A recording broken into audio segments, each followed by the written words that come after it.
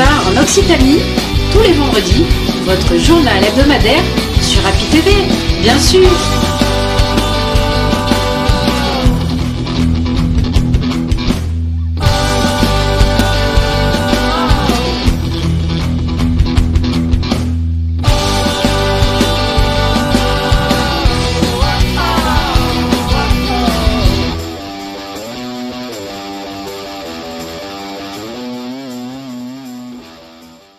Eh bien bonjour et bienvenue pour le tout nouveau numéro d'Happy TV le Mag, quelque part en Occitanie. Cette semaine, je vais vous faire découvrir un salon un petit peu particulier, le salon du collectionneur. Nous irons aussi à la rencontre d'un, comment on appelle ça, un maître de cérémonie pour le festival de magie qui s'est déroulé bien sûr à Montpellier au Corum. Nous ferons un petit détour à Palavas pour le tout nouveau spectacle de Ricoun qui a remporté un franc succès, comme vous allez pouvoir le constater. Et puis une rencontre inédite, une rencontre incroyable, celle d'un chanteur lyrique et d'un saxophoniste généreux. C'est pour vous et c'est en images.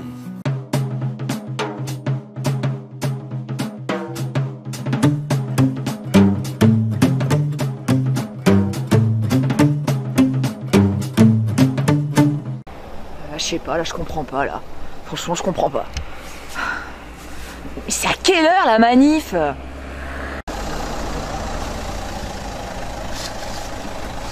Bonjour madame. Bonjour. Écoutez, je sais pas, je comprends pas, j'avais rendez-vous avec les gilets jaunes, la manif et tout, vous savez pas où est-ce qu'ils sont? Vous avez pas vu là-bas? Non. Par contre, si vous voulez, je vous emmène boire un petit jaune.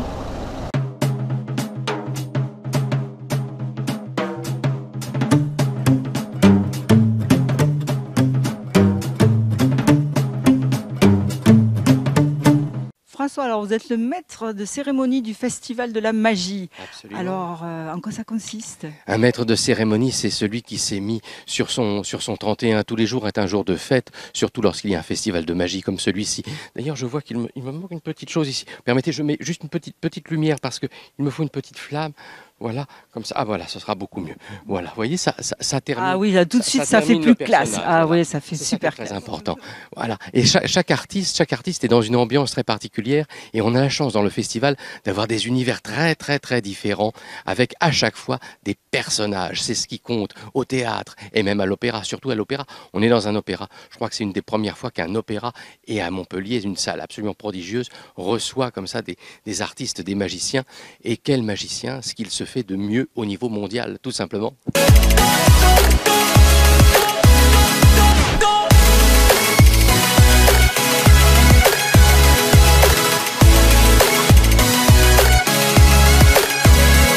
Alors, combien il y en a cet après-midi? Alors cet après-midi, il y a 7 artistes qui vont se produire sur scène, mais en fait il y en a, par exemple il y a une troupe, Magus Utopia, ils sont 7 ou 8 je crois sur scène, et c'est carrément une chorégraphie, c'est toute une mise en scène, et la magie devient un vrai acte de théâtre, avec un moment très très très très fort en termes de grandes illusions, il y a beaucoup d'émotions, des surprises, et puis évidemment dans le spectacle il y a beaucoup d'humour, parce que pour moi ça c'est la clé, avec le public, que je profite d'être en lien avec les spectateurs pour faire des choses un petit peu amusantes. Voilà. C'est interactif avec le public? Je peux vous donner un petit peu le micro comme ça? Ah oui, pas de problème. Alors non, ce qui est interactif avec le public, c'est tout le temps, parce que vous savez, je ne fais pas un spectacle, moi, devant le public, je le fais avec les spectateurs.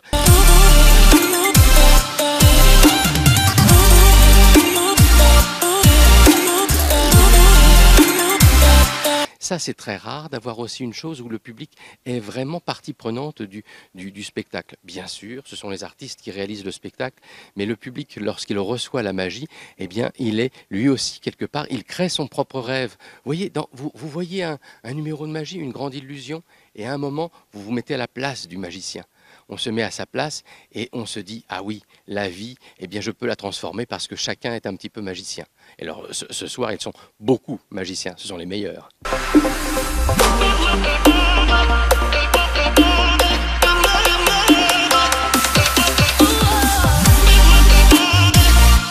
Alors là, on est à Montpellier, donc je suppose qu'il n'y a pas que Montpellier qui a le privilège de recevoir le Festival de la Magie. Non, mais alors, là, Montpellier, pour nous, c'est très important parce que c'est la première fois qu'on reçoit, enfin, qu'on est reçu dans un tel lieu. Donc, Montpellier, c'est la première fois que le festival fait étape à Montpellier, un festival qui a été créé il y a 11 ans. Il a été créé à Rennes, en Bretagne. Vous savez, là-bas, là où il pleut toujours, voilà.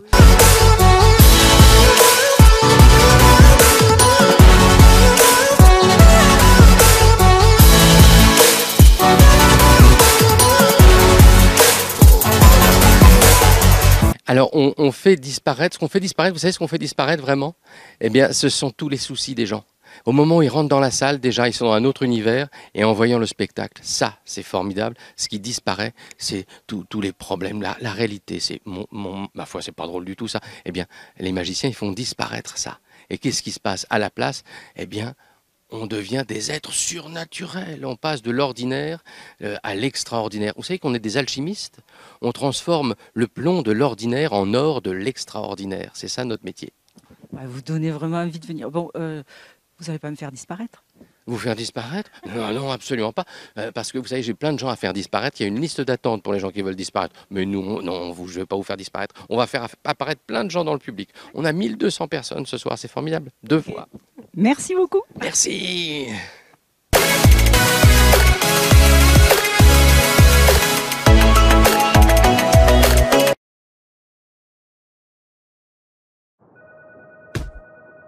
Bon, vous avez vu la vidéo des Allemands, ça a fait des millions de vues. Il faut rebondir sur le buzz, pour dire que chez nous aussi tout le monde adore nos prix bas. J'attends vos propositions. C'est pas une mouche qui passe là? Bon, bah Régis. Alors à l'agence, on a pensé à ça. Un chat en équilibre entre 2 camions de métaux. Oh, c'est génial, non? Ça claque le grand écart, je suis génial. Alors oui, ce chat est souple, hein, Régis. Mais je ne vois pas le rapport avec nos prix bas. Ah bah oui, bah si on va par là aussi, bon...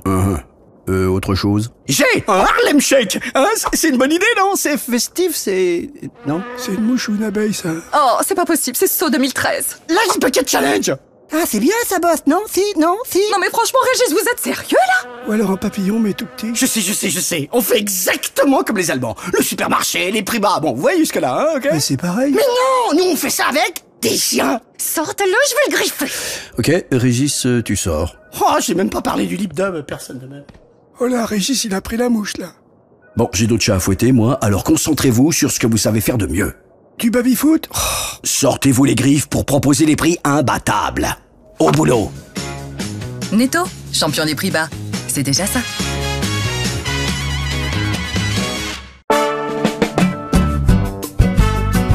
Mathieu Sampierre, merci de nous recevoir de nouveau chez toi pour la sortie de ton nouvel album. Alors parle-nous un petit peu de ton nouvel album et après on passera à ton invité.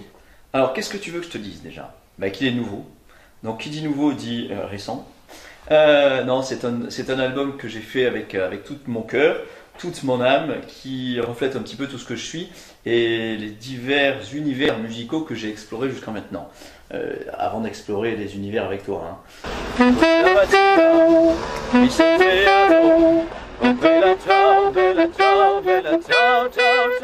Mais évidemment, moi c'est la musique classique avant tout et la chanson, donc la chanson française, la variété. Et le mélange de ces deux univers donne en fait de la chanson à partir, on va dire pour simplifier, de symphonie, donc de musique classique. Mais on reste toujours dans le même domaine, ça veut dire du classique, du lyrique? Non, pas du tout, on n'est pas dans du lyrique, on est dans la chanson française tout simplement, donc dans du texte, dans de la poésie, entre guillemets, mise en musique, chanson française, mais sur des thèmes. Ce sont les mélodies qui sont des mélodies d'inspiration classique, du Bach, du Mozart, du Liszt, par exemple du Satie, etc. Mais il y a aussi de la création, de la pleine composition. Oui, je sais bien qu'un jour on revient, mais j'hésite, ce jour est si loin. Mais je me suis inspiré de ces compositeurs-là, et j'ai pris certains de leurs thèmes, et j'en ai fait des chansons. Seb, toi, ça fait combien de temps que tu fais du saxophone? Ça fait faire 25 ans. J'ai commencé à 9 ans et j'en ai 34. Alors résume-nous un petit peu ton parcours artistique. Dans le domaine classique au Conservatoire de Montpellier. Moi aussi. Toi aussi. Montpellier aussi. Ouais. Bien. Et donc j'ai commencé à 9 ans, j'ai commencé par une école de musique bien sûr dans mon village. Et j'ai vite intégré le Conservatoire de Montpellier et j'ai eu mes prix à 17-18 ans. Prof de sax à 18 ans, pendant 6-7 ans. Et après je cumulais le métier de jour et le métier de nuit. Donc professeur de saxophone la journée et plus dans l'événementiel le soir et la nuit. Donc après ça a pris tellement d'ampleur le côté événementiel qu'il a fallu faire un choix entre le métier de jour et le métier de nuit, parce que même quand on est jeune, le corps il ne veut pas. Donc voilà, donc j'ai pris le choix de vivre la nuit plutôt que le jour. Et pour l'instant, ça me réussit bien. Donc tu continues comme ça. Donc je continue comme ça.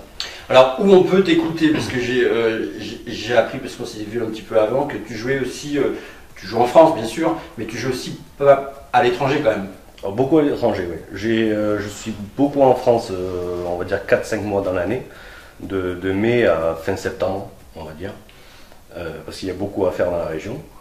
Et après, de octobre à mai, on va dire début mai, fin avril, début mai, je suis beaucoup à l'étranger, donc je fais toute l'Europe. Je fais une dizaine de pays par an à peu près.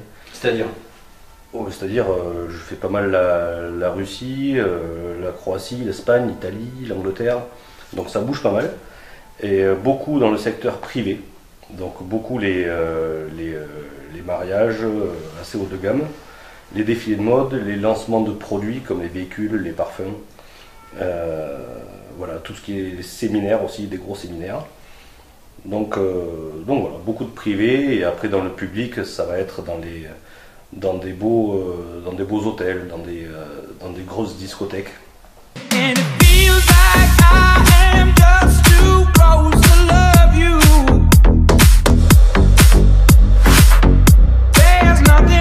Alors l'originalité de vous réunir tous les deux ici, c'est à la fois, toi c'est ton domaine de musique, c'est pas lyrique. Non, pas du tout.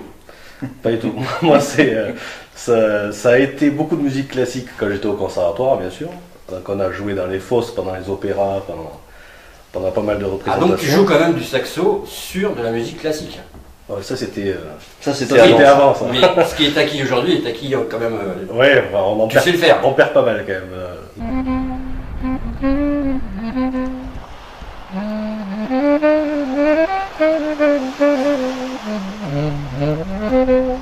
Mon domaine c'est plus de la musique actuelle, c'est-à-dire que ça va être plus de la musique électronique, deep house, house, minimal, EDM, donc ça va être un peu plus rentre-dedans que du lyrique.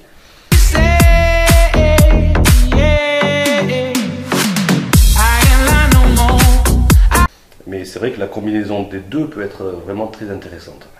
Et toi alors Mathieu, qui est un chanteur lyrique, qui travaille beaucoup sur des musiques, on va dire, classiques ou d'autres styles de musique, le fait d'avoir reçu chez toi Seb, c'est parce que mon petit doigt m'a dit que toi aussi, tu faisais des choses un petit peu, pas hors de ton domaine, mais que que le chanteur lyrique était aussi capable de se moderniser. Le chanteur lyrique, s'il le souhaite, ouais, il peut se moderniser, il peut chanter ce qu'il veut, donc il utilise sa voix. En tout cas, moi, j'utilise ma voix comme bon me semble. J'ai toujours chanté ce que j'avais envie comme genre musical. Donc j'ai commencé par l'opéra, je chantais de l'opérette parce que ça me plaisait, et je continue à le faire, de la comédie musicale bien sûr, donc de la chanson française, alors que ça n'a rien à voir avec du lyrique. Tout ce que je peux chanter, et là où je peux intervenir, n'importe quel genre musical avec ma voix aux accents lyriques, voilà, je le fais jusqu'à l'électro, où voilà, j'explore un petit peu le domaine, mélanger la voix lyrique, qui est une voix totalement acoustique à la base, qui n'est pas faite pour être prise par un micro, c'est fait pour être entendu par l'auditeur, comme l'un des instruments dans une fosse. Donc ça, par contre, ouais, je m'amuse à le mixer avec des sons actuels et à faire de la musique moderne, quoi. De la musique qui bouge, parce que c'est une voix qui peut surprendre, parce que maintenant on n'a plus tendance à l'écouter, donc on peut l'utiliser comme une voix un peu extraterrestre. C'est ce qu'a fait Luc Besson dans le 5e élément par exemple. La voix lyrique, qu'elle soit masculine ou féminine, et puis moi je m'amuse aussi à chanter beaucoup en voix de femme sur ce type de création et ce type de musique. C'est un peu de l'expérimentation vocale, mais je m'amuse même à mélanger du classique à l'électro. Alors pour l'instant ça va pas trop plus loin que ma chambre ou que mon salon, mais ouais, je serais ravi d'aller plus loin, hein. On peut s'amuser. L'idée c'est ça, la musique c'est quoi? C'est fait pour se faire plaisir et pour faire vibrer l'auditeur qui serait content d'écouter. Donc moi je suis partant. Et ben moi j'ai juste un truc à vous dire les gars, ce qui peut être sympa c'est de vous écouter ensemble. Vous en pensez quoi? On va parler ensemble alors. Ça peut se faire.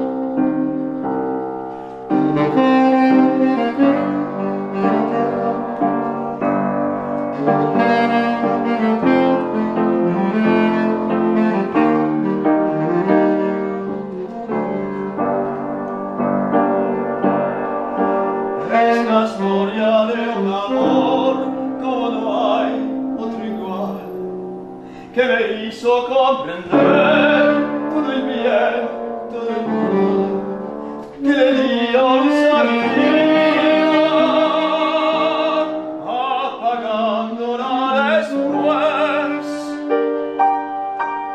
Ay, qué vida tan oscura, si tu amor no viviré. Ay, ay, ay, ay, ay, ay, ay, ay, ay, ay.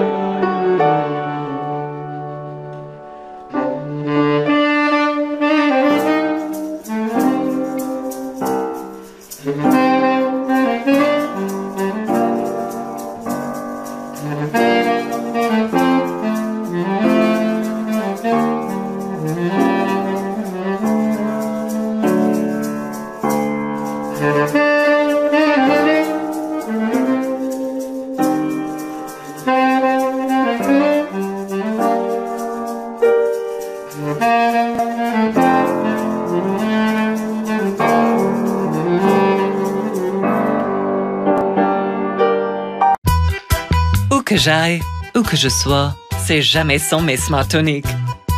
J'enlève, lunettes vue. Je remets, lunettes soleil. Elle s'adapte à toutes les situations. Et ça, c'est quand je veux faire la star. C'est vraiment la lunette des stars. Pardon Sharon, mais pour moi, un Smartonic, c'est avant tout la star des lunettes. Vous, je sais pas. Moi, c'est Afflelou. Dispositif médical.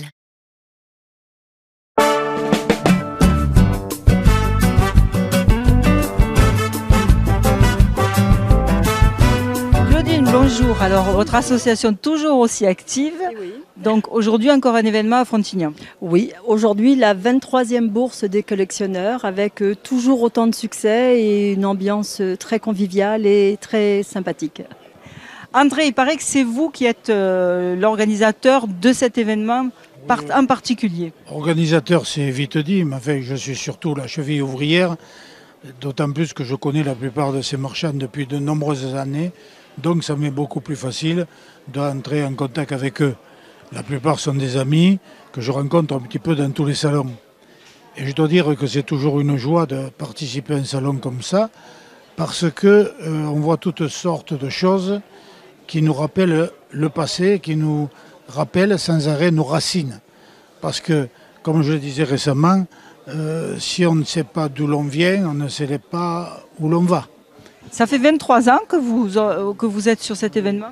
Oui, ça fait 23 ans et j'y prends toujours autant de plaisir parce que je pense que nous assurons la conservation du patrimoine. Je veux dire, je m'interroge, que restera-t-il de l'époque actuelle ? On ne pourra pas faire un salon avec des SMS, hein ? Ça c'est évident.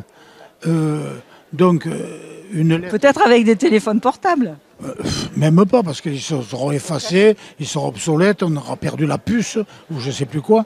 Donc, quand on voit une lettre, ça raconte une histoire. Hein. Une carte postale, ça raconte une histoire. Comment c'était, les immeubles, un petit peu tout. Tandis que maintenant, bon, SMS, tout ça, il ne restera rien. Même quand vous allez chez un notaire, maintenant on signe avec le doigt, c'est fini. Les actes notariés, vous n'en voyez pas la couleur, alors que là, on trouve des vieux papiers qui nous racontent l'histoire locale, l'histoire des choses telles qu'on les a vécues. Et voilà.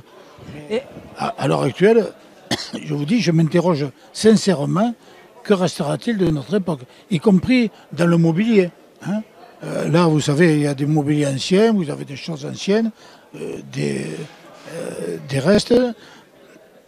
Alors, Claudine, vous avez le même avis. Donc, qu'est-ce qu'on trouve déjà là dans les collectionneurs? Il y a des timbres, des cartes, qu'est-ce qu'il y a? Des timbres, des cartes. Un peu plus loin, il y a des vieux jouets, des vieux trains électriques, des Playmobil. Il y a des bouchons de champagne. Quand on boit du champagne, on ne regarde pas le bouchon. Il y a des bouchons qui sont magnifiques. Il y a des bouchons qui sont... Bon, il y en a qui sont tout simples. Il y en a... coloré, ouais. Voilà, mais il y en a qui sont... Moi, je trouve ça magnifique.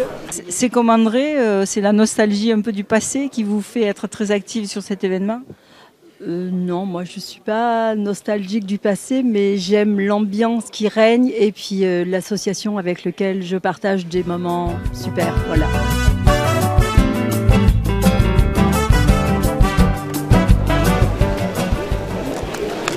Ça, c'est le billet français. On les a payés, c'est pas si Mais vieux oui, que c'est ça. pas si vieux que ça. Alors, tous les collectionneurs, tous les exposants, ils sont de Fontignan? Non, oh non, non, non, on vient de très loin pour venir chez nous parce que notre salon est assez réputé, connu. Voilà, Perpignan, Marseille. On est l'un des rares salons encore gratuits. Voilà. Le matin, quand nos exposants arrivent, on leur offre le café, le croissant, la macaronade du midi. Voilà, et la traditionnelle bouteille de muscat à la fin.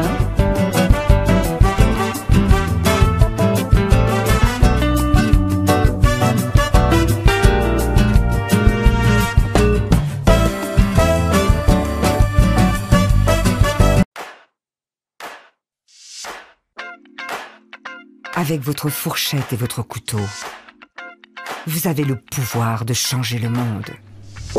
Qui ça, moi? Oui, vous, avec votre fourchette et votre couteau, vous avez quasiment les pleins pouvoirs. Vous en faites pas un peu trop, là? C'est parce que j'ai une grande nouvelle. Ok, laissez-moi deviner. C'est une pub pour un supermarché, c'est ça? Oui, pour Carrefour. Ah, super! Encore une marque qui nous dit de mieux manger? Du blabla, quoi! Non, justement, Carrefour annonce le lancement de Act for Food, un programme mondial d'action concrète pour qu'on puisse tous mieux manger chaque jour. Et concrètement, vous allez faire quoi? Supprimer des pesticides chimiques, bannir sans substance controversée, améliorer le bien-être animal et garantir la transparence sur la traçabilité des produits. Doubler notre gamme Carrefour Veggie. Développer aussi le bio français. Ah oui, le fameux bio que personne ne peut se payer. Au contraire, Carrefour crée ses propres filières bio avec les producteurs. Pour les payer moins cher? Non, justement. Comme ça, nos prix sont aussi bons pour eux que pour vous. Et vous allez vraiment faire tout ça? Oui, et on a déjà commencé. C'est ça, Act for Food. Venez découvrir toutes nos actions sur carrefour.fr et votez pour celle que vous préférez. Carrefour, on a tous droit au meilleur.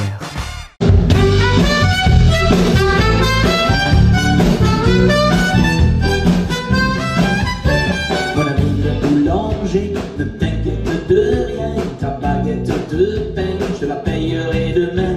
Ne te fais pas. C'est un tout nouveau Rikun que j'ai devant moi. Alors Rikun, il paraît que c'est l'histoire d'une rencontre avec ta conscience. Voilà, c'est tout à fait ça. C'est Marcel Pagnol qui, un jour, m'a parlé, il était dans ma tête en fait. C'est lui qui m'a dit « Rikun, vas-y, compose cette chanson, n'écris pas ça, c'est pas bon. » Et c'est lui qui me parle. Voilà, et j'écris grâce à lui. Amis de France, je vous donne le bonjour. Chez vous, il est déjà minuit. Ici, il n'est pas encore midi. Votre journée est terminée, la mienne ne fait que commencer. Quoi que vous fassiez, je serai toujours plus jeune d'une journée. À moins que je ne passe sous un train. Et dans le pays où je vis, il n'y a pas de train. Alors tu as fait donc tout un répertoire basé sur des histoires de Pagnol? Non, non, non, c'est pas ça. On a fait un album, là, le dernier album, Face B. Et cet album, on a dit comment on pourrait le présenter sur scène. Et on a eu l'idée d'inclure Marcel Pagnol dans le spectacle. Voilà. Donc c'est la Provence Oui, un peu, même chez nous, il y a des villages de chez nous qui sont vraiment typiques, avec des platanes, tout ça, c'est des beaux villages, quoi. Et le patois toujours. Si, de temps en temps un peu de patois, et voilà.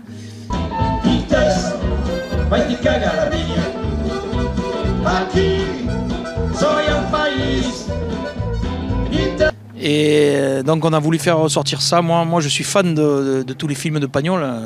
J'ai toute ma jeunesse, j'ai été bercé par ça. Et le représenter sur scène, pour moi, c'est magique, quoi. C'est un rêve. Donc là, tu es en tournée. C'est la première représentation à Palavas? Non, non. C'est la 5e, là. C'est la 5e fois qu'on joue ce spectacle. Mais je pense qu'à Palavas, ça va être la plus belle, parce que... Enfin, une des plus belles, parce qu'on n'a jamais eu autant de monde, quoi. On attend, je pense, à peu près 900 personnes. Donc ça va être vraiment sympa de jouer devant tout ce monde. À Palavas, tu es un peu l'enfant de Palavas. Ouais, un petit peu, ouais. J'ai vécu quand même pas mal de temps. Mais ça me fait. Bon, c'est vrai qu'ils viennent aussi pour ça. Mais ça me fait plaisir que Vincent Rivera m'ait donné cette chance de jouer ici.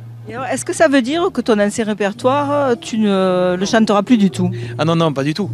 Pas du tout. Je suis obligé pour les férias de Palavas, de Nîmes, de Béziers, tout ça, je reviens avec mon ancien répertoire, quoi. En fait, j'ai 2 casquettes, hein. Celle de Pagnol et celle de Ricoul. Ici, I am the king. Toi, reste dans ton camping.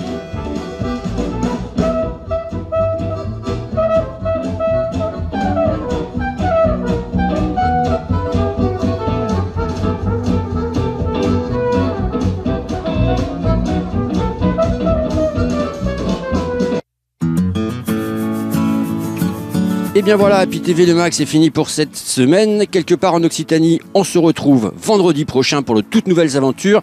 Salut, bye, amusez-vous bien, ciao.